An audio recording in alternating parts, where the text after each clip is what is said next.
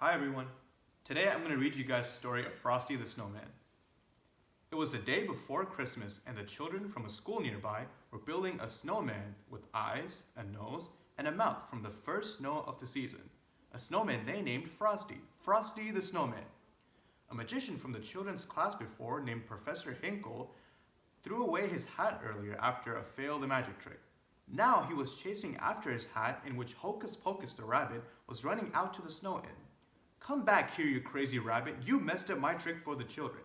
Suddenly, a gust of wind blew the hat far away from Professor Hinkle and onto Frosty the Snowman.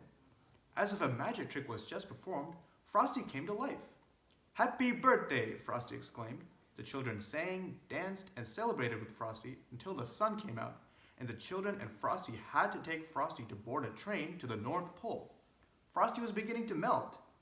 Frosty did have to get off at the first stop as he was accompanied by one of the children, Karen, and Hocus Pocus.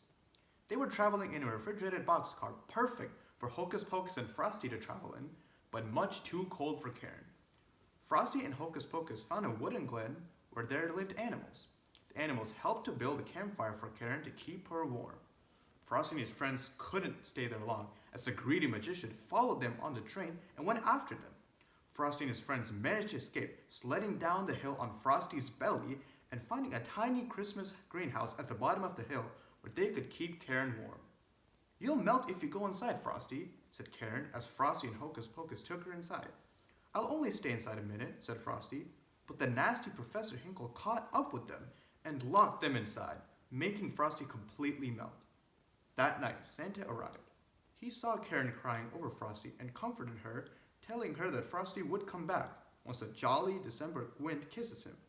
Santa opened the door, and just like that, Frosty was back. Santa put the hat on Frosty, told off Mr. Hinkle for his wrongdoings, and took Frosty on his merry way. Frosty's friends had to say goodbye to Frosty, which made everyone sad, but Santa told the friends that Frosty would be back every year for the magical Christmas snow.